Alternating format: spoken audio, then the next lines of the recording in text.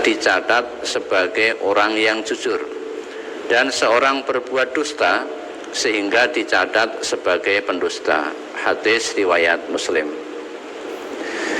Pertanyaan, saya pernah berjanji pada anak saya dengan menyelipkan kata insya Allah bahwa kamu nanti kalau berkunjung ke sini, anak kamu atau cucu mau diberi sangu sama Mbah Kung atau suami saya sekian.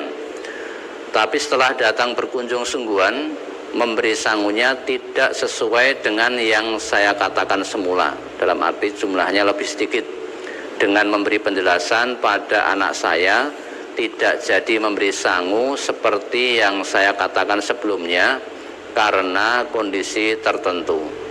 Apakah yang ini juga termasuk yang tertera pada hadis tersebut, Ustaz? Terkait pertanyaan ini ada dua hal.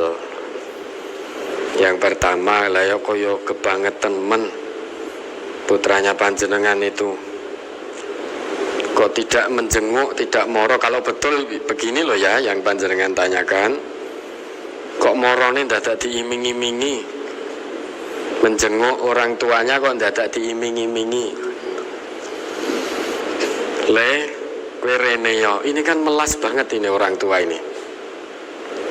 Kangen dengan anaknya, kangen dengan cucunya. Karena mungkin sudah lama di luar kota, anaknya tidak pernah menjenguk, padahal orang tuanya semakin renta, semakin kangen pada anak cucunya. Lah anaknya biasanya kalau di telepon diminta datang, biasanya jawabannya, wah dereng enten waktu longgar. Menjenguk orang tua itu, kalau kita orang Islam ngerti berbakti kepada orang tua, jangan menunggu waktu longgar ya Pak. Biasanya tidak longgar-longgar, nanti ada saja dengan urusan pekerjaan. Menjenguk orang tua itu longgarkan waktu, jangan menunggu waktu longgar. Biasanya kita akan kalah dengan urusan pribadi, dengan urusan pekerjaan, dengan urusan keluarga kita. Piknik saja sempat, jenguk orang tua tidak sempat. Naudzubillah, ketika ditanya nunggu waktu longgar niki dereng enten waktu longgar. Kalau kita tidak berusaha melonggarkan waktu, ya selamanya tidak akan ada waktu longgar.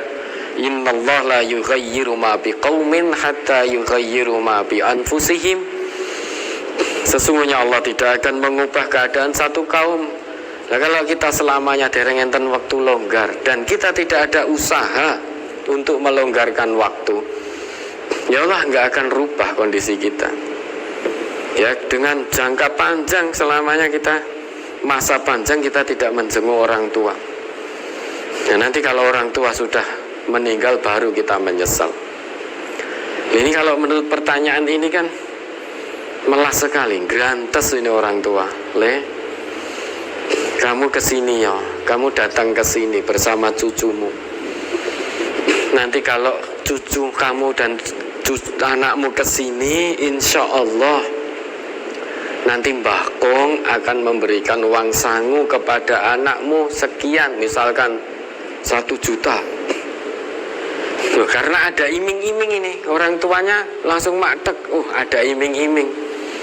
Anak saya mau diberi sangu oleh Mbah Kakung. Ya, di benaknya uang. Nah, ketika ada uang tiba-tiba bisa melonggarkan waktu.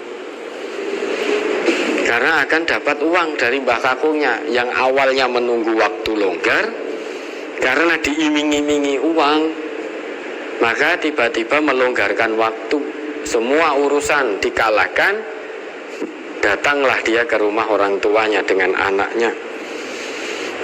Sampai di tempat ternyata kebetulan pada waktu berjanji insya Allah itu ada uangnya. Namun saat anaknya dan cucunya datang, yang awalnya mau dikasih 500.000 misalkan, ketika datang ternyata uangnya sudah berkurang, tinggal 200.000 atau 100.000 atau bahkan lebih kurang dari itu, tinggal 50.000. Begitu datang, ini sudah menjelaskan jane kae mbiyen kae eneng duit 500.000 nek kamu datang pada waktu itu Saya masih ada, tapi sekarang tidak ada. Adanya hanya 50 atau 100 ribu. Dan tetap diberikan kepada cucunya. Nah orang tuanya gelo, malah tiwas ngoyo-ngoyo rene. Mbak Era sido 500.000 mau 50.000. Tuku bensinnya kurang niki Pak, kurang ini Bu. Bensin saya dari kota A ke sini itu habisnya 150.000. Nah morone ngono wong tuane kok golek badi. Hitung-hitungan badi, hitung-hitungan untung rugi. Padahal itu kewajiban kita sebagai orang yang beriman. Nah bagaimana, apakah ibu atau bapak ini yang berjanji seperti ini dengan insya Allah? Ya kalau ada betul pada saat putra panjenengan dan cucu panjenengan datang, ada betul ya diberikan sesuai dengan janjinya. Jangan kalau ada dulu berjanji sekian dan itu kebetulan uangnya ada, tetapi begitu datang tenan eman-eman.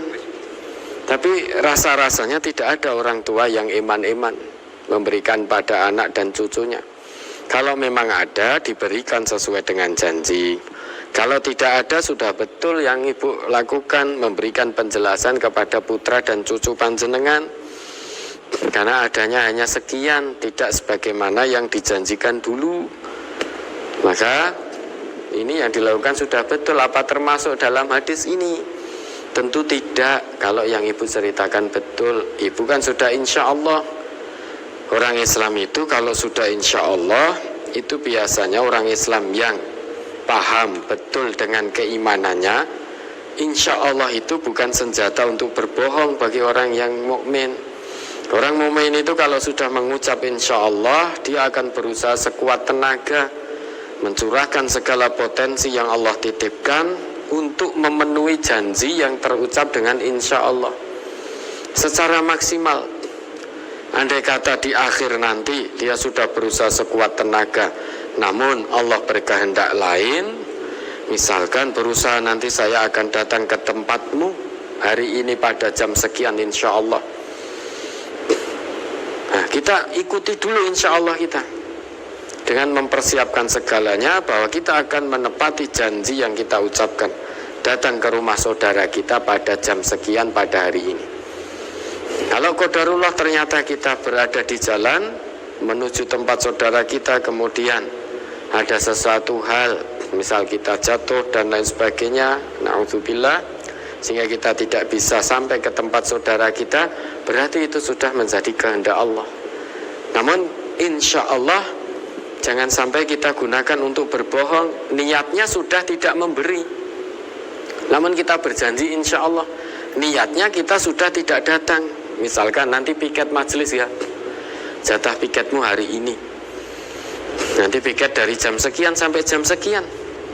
Hatinya itu sudah menginginkan, sudah berniat tidak akan datang untuk piket. Namun mau jawab terus terang itu malu, takut, khawatir, sehingga keluarlah kata insya Allah. Ya insya Allah, padahal niatnya memang sudah tidak akan piket. Lah begitu datang jam piketnya, betul dia alasan, wah mohon maaf sebetulnya saya sudah mau datang, tapi karena sesuatu hal sehingga saya tidak bisa datang, mohon maaf. Ini sudah ada yang ganti, padahal memang niat awalnya tidak mau datang, sehingga tiba waktunya cari-cari alasan. Wes insya Allah sudah tidak niat, itu sudah menipu Allah, tambah bohong lagi, tambah dusta lagi. Nah apa yang ibu lakukan? Insya Allah tidak seperti itu, karena sudah berjanji insya Allah, sudah berusaha untuk memberi sesuai dengan yang sudah dijanjikan.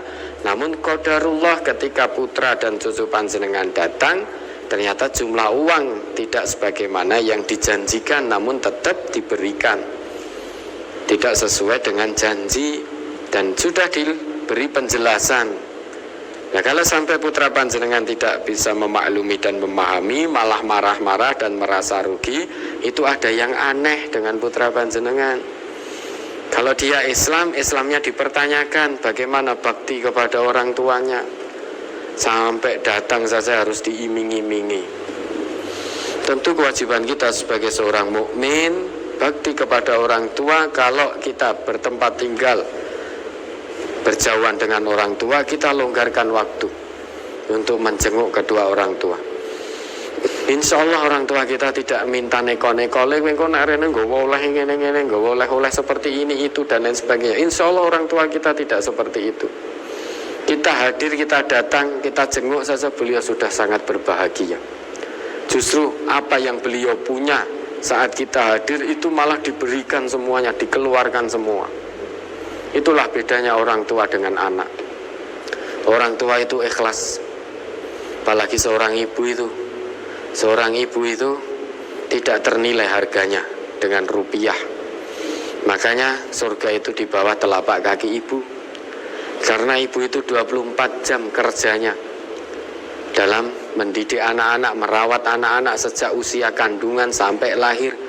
Begitu melahirkan tidak selesai, terus mendidik, menyusui, ganti popok dan lain sebagainya, mandikan. Kondisi ibu yang sakit, ketika anak tengah malam nangis, yang mendekat pertama, yang bangun pertama adalah ibu. Yang mengganti popoknya ibu, yang mengganti celana baju yang basah ibu. Ibu kerjanya dengan berdiri, dengan bungkuk, dengan jongkok, dengan berbaring. Dan ketika ibu sampai larut malam 24 jam bekerja merawat anak, itu tidak ada uang lembur. Tidak ada uang lembur. Tetapi ibu ikhlas melakukan semua itu. Padahal ibu sakit, merasakan dirinya sendiri saja sakit, susah, berat, kepala pusing, badan demam. Namun anaknya menangis, anaknya kecil menangis. Ibu yang bangun pertama kali, ibu yang mendekat pertama kali, ibu yang gendong pertama kali. Bapaknya kemana? Tidur. Dengan alasan, wis kono bu, aku sesuk nyambut gawe. Nek aku ora nyambut gawe kowe mangan opo? Wis kono anake, aku wis kesel. Jangan dikira ibu tidak capek, ibu lebih capek. Ibu itu 24 jam. Dari mengandung saja, sampai disebutkan dalam ayat Al-Quran, hamalathu ummuhu wahnan ala wahnin. Ibunya mengandung dengan keadaan letih bertambah letih. Begitu melahirkan, tidak lantas selesai, bebas merdeka, sudah tidak letih lagi. Oh tidak, ada tugas lanjutan dari seorang ibu. Merawat, menyusui anaknya, mendidik. Kadang menyusui dengan berdiri, kadang dengan duduk, kadang dengan berbaring. Belum lagi ketika menyusui nuwun sewu seorang anak yang giginya sudah mulai muncul, sehingga menggigit, sehingga menjadi radang, terluka, sehingga demam. Dalam keadaan sakit tetap mengikhlaskan untuk menyusui anaknya. Kalau tidak mau, bapaknya yang marah, lu ngopo to diempet, mung nyusoni ngono lara diempet. Dalam keadaan sakit seorang ibu melakukan seperti itu. Dalam keadaan sakit ibu mendekat, ibu yang mengasuh. Malam hari juga begitu. Saat semua terlelap, anaknya rewel, anaknya nangis, anaknya terbangun, ibu yang mendekat duluan. Itu suami nggak memberi uang lembur itu. Padahal kalau diberi uang lembur itu tidak ternilai seorang ibu itu. Dan alhamdulillah wanita yang solehah itu tidak pernah menuntut di luar kemampuan suaminya. Kita bersyukur kepada Allah diberi istri yang solehah, kerja 24 jam menjaga kehormatan rumah tangga, mengasuh anak, mendidik anak saat kita sedang mencari nafkah. Kita bersyukur rumah tangga kita dijaga kehormatan oleh istri kita. Coba wanita soleha seperti ini, kurang bersyukur bagaimana jika Allah sudah karuniakan kepada kita seorang perempuan yang soleha, yang menjaga kehormatan rumah tangga suaminya saat suaminya tidak di rumah, yang mendidik, mengawasi, mengarah, mengajarkan kepada putra-putranya, ada putra-putrinya saat suaminya tidak ada di rumah, yang tidak pernah membangkang perintah suaminya selama perintah suaminya tidak maksiat kepada Allah, yang selalu tawaduk kepada suaminya, rendah hati, tutur katanya santun, tidak pernah bernada tinggi di hadapan suaminya, tidak pernah menyalah-nyalahkan suaminya hanya gara-gara suaminya pulang tidak membawa rupiah yang diharapkan, selalu bersyukur apa yang diberikan oleh suaminya, hasil kerja keras suaminya.